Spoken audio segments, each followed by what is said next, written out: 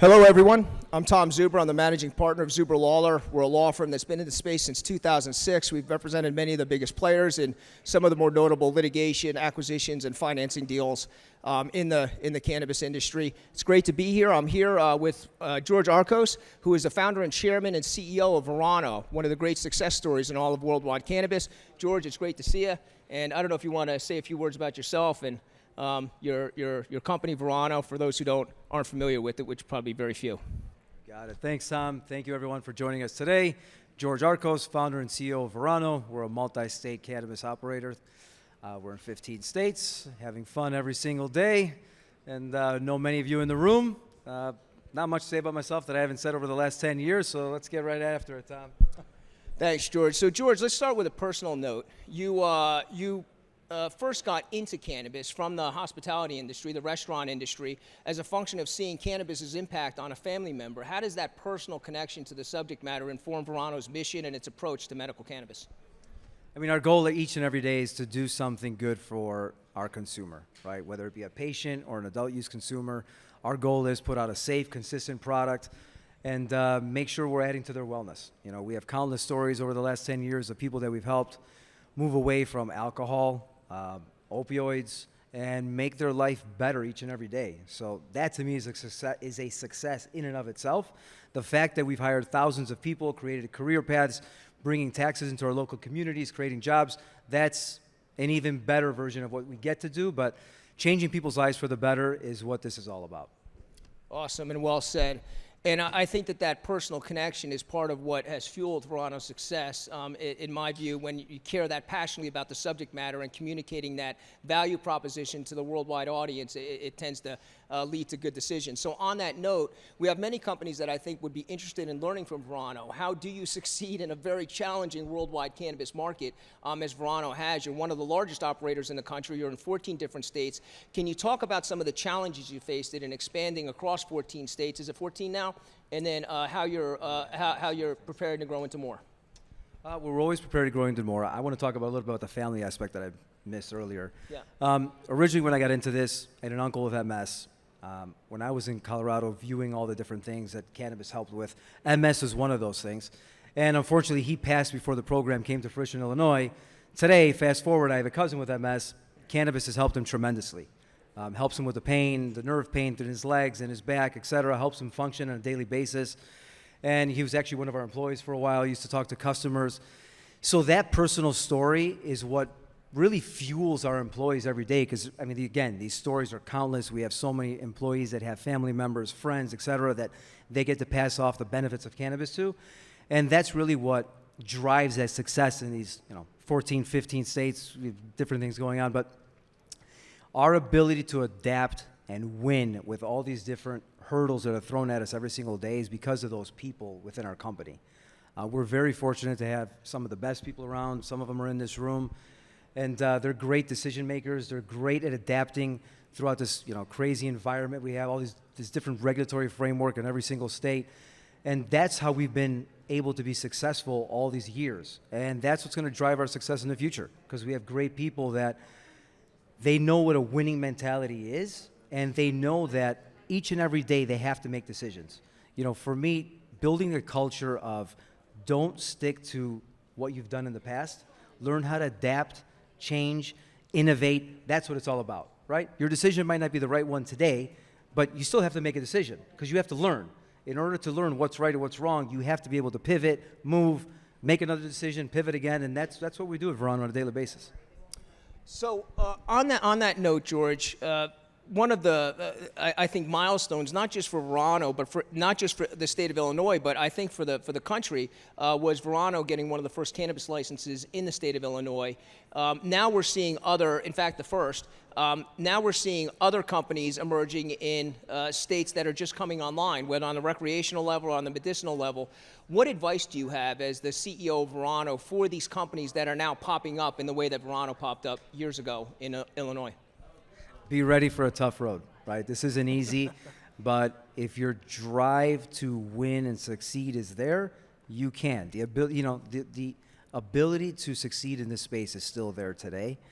There's so many social equity applicants coming online. The opportunities are abound. There's so many states that still don't have programs. So it's there, but be ready for a tough road, right? I mean, I'm looking at this guy right here. I met him 10 years ago, right? Still here, still in cannabis, and it's still trudging every day, right? Very successful, but this is not easy, right? Every single day, things get thrown at us that most people, they wilt. And, to be in the cannabis industry, you have to have that entrepreneurial spirit. You have to be able to, again, pivot, make decisions, sacrifice. And when I talk about sacrifice, it's not just, what is it going to take to win in a business? It's what are you sacrificing in your personal life to be able to win? So if you're not ready to sacrifice and put all these different things at risk, this is not a business you want to be in. I concur, and also to punctuate that point, I think that a lot of the challenges in cannabis are representative of the opportunity, right? The challenge is the opportunity in a sense, and I think that if you're making great decisions like at Verano with great corporate leadership, you can actually leverage the confusion and this really nonsensical regulatory landscape bifurcated between states and the federal government in order to achieve a competitive advantage on your competitors. So in other words, I think the goal is to navigate with greater dexterity this seemingly complex regulatory scheme, which actually, when you break it down, is not one big problem, but a lot of smaller issues that need to be dealt with in a constructive fashion. So I echo those sentiments entirely.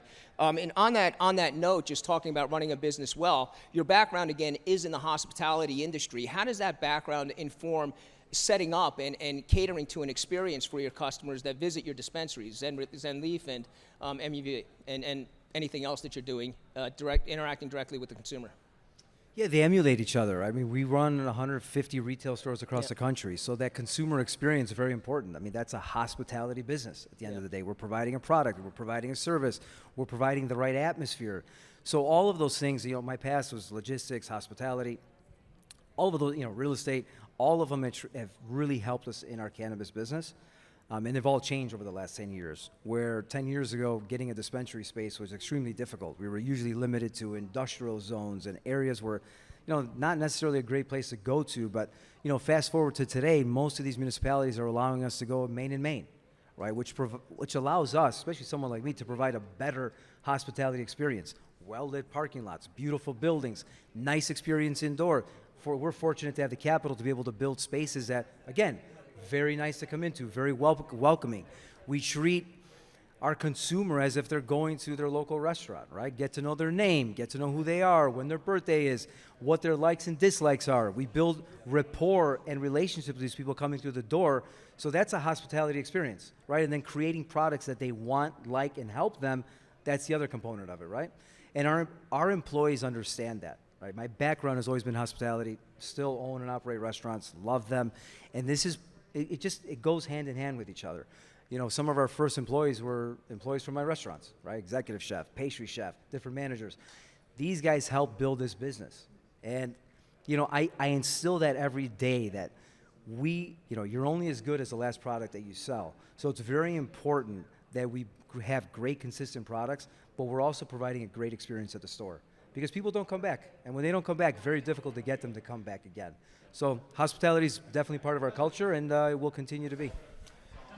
How do you scale that culture, right? It's one thing for you to have that, or for a few people, your lieutenants to have that experiential mindset.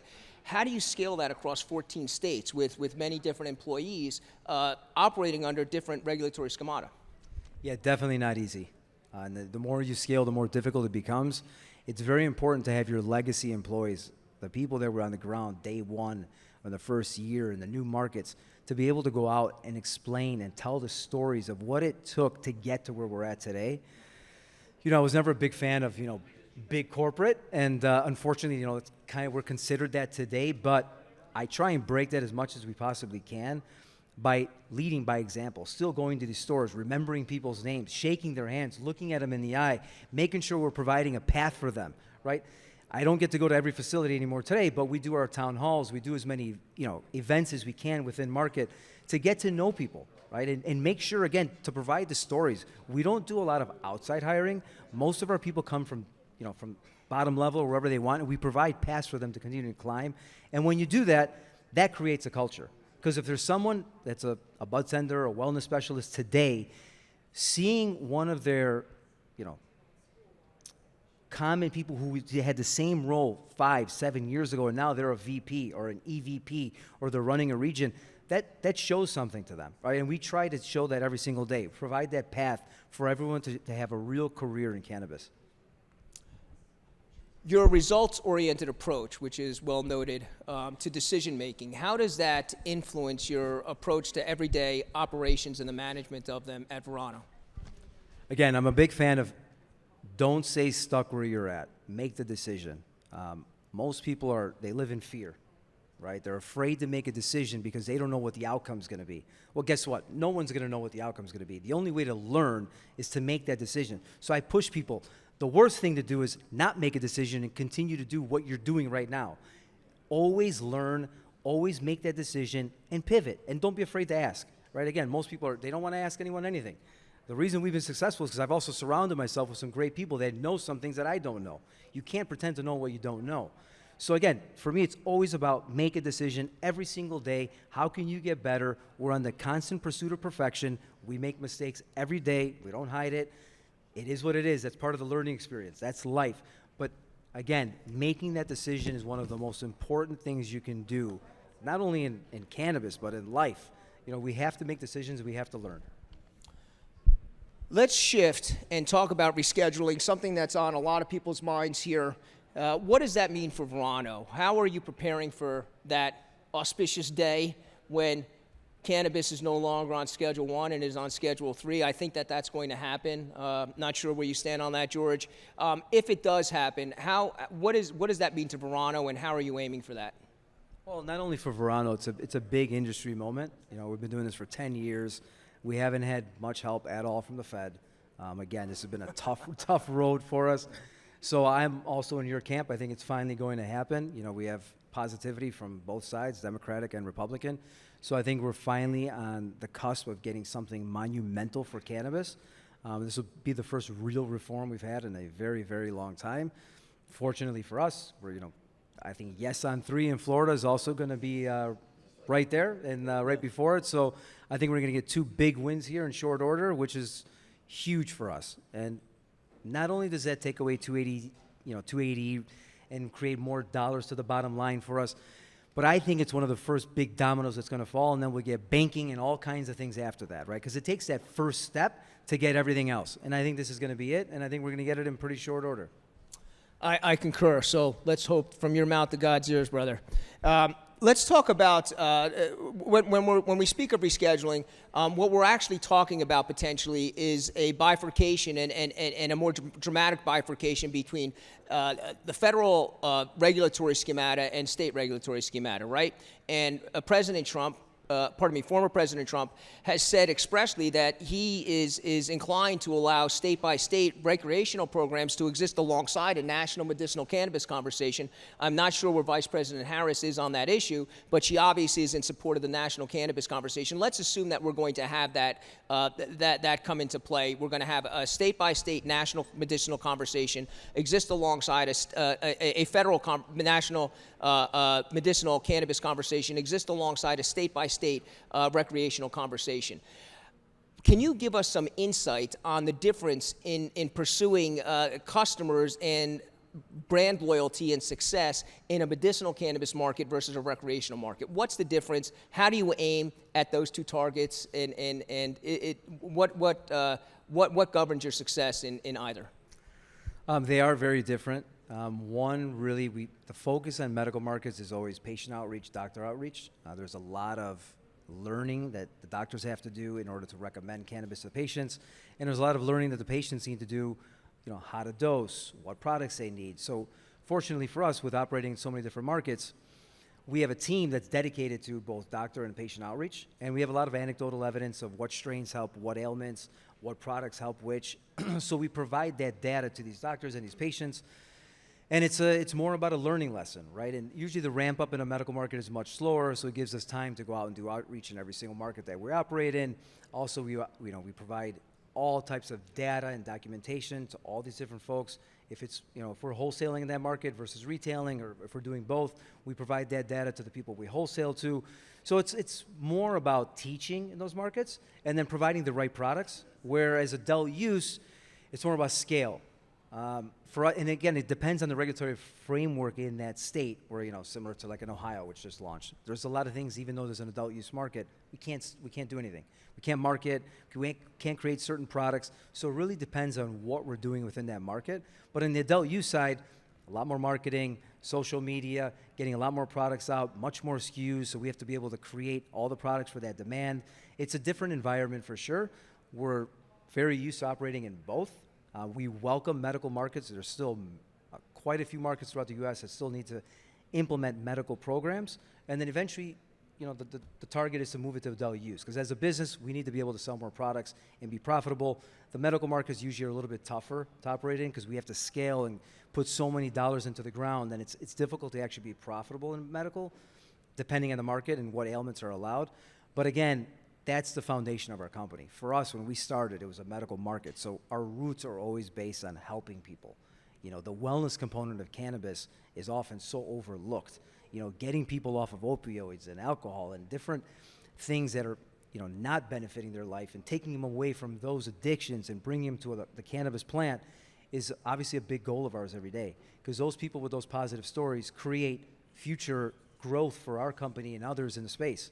And it's been one heck of a ride. It's been amazing. Indeed, and to punctuate that point, I have a personal story of my own, which I just shared with you, George, which is my mom has dementia, and remarkably, we just invited my parents to live with us in Los Angeles from the East Coast, and it was a game changer. My mom has advanced stage dementia, and we give her cannabis 3 times a day, a very limited dose edible, and the effect is dramatic in terms of her happiness, her comfort, the dissipation of pain.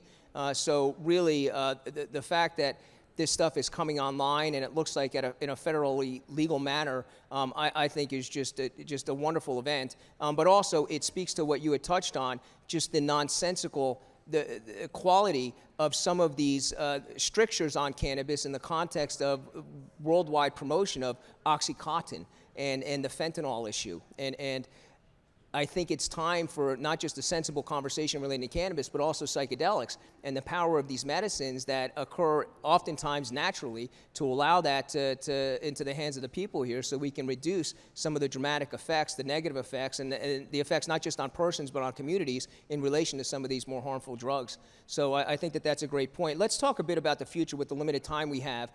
Where do you see, and this is an exciting question for me, where do you see Verano 5 years from now? 5 years, great question. Yeah. It really depends on what's going to happen with federal reform. Yeah. Right. It can, that timeline can pivot this way, that way, the next. For me, it's more about have the company ready for whatever may happen. Have the best people we possibly can that are ready to take on whatever challenge comes to us next. Have a clean balance sheet. Have optionality. Right. You put all those things together, then whatever happens with federal reform, we'll be ready. We used to talk about this quite a bit in the past. If we were able to cross state lines, right? So how is Verano ready for that? We have a handful of very large-scale facilities throughout the country. We also have some smaller ones. We're very fortunate to own all of our facilities. So to be able to close some of the smaller ones, create bigger distribution centers out of the bigger ones, that's one of the options that we may have. But, we don't know what exactly is going to happen over the next 5, 7, 10 years. But I do know that we will be one of the companies that will be ready for whatever change is going to happen, because we're used to change. We know how to adapt. And, we might not be only in cannabis in 5 or 10 years. Depending on how long they keep us in this moat where, we're not able to cross state lines. We're not, this is not federally legal. A company like ours gets to increase significantly in size and in valuation and in revenue and bottom line dollars. So it might provide an opportunity for Verano to go into other avenues, CPG, alcohol, et cetera. We might become the acquirer, right, which is something I talk about. But we don't know what that's going to look like. But I can tell you that we'll be prepared for it, because we have a great company with amazing people that are ready for the next challenge. How international will Verano be in 5 years? Who knows? It depends how good international looks, right? I mean, at the end of the day, Verano will probably be a global company, but when that will happen, what that time frame looks like, it'll depend on what those markets are like, what's happening in the U.S. But again, that's all in the future, which is Could be very soon, or could be 10 years from now instead of 5. Who knows? George, I think I'm officially out of time. I don't know if I have time for questions here or I'm getting the axe here. Yeah, I just got the axe. Got the axe, so Tom, my you're out. apologies to everybody. George, thanks so much, brother. Great to see you. Okay. Thanks, everyone. Have a great day.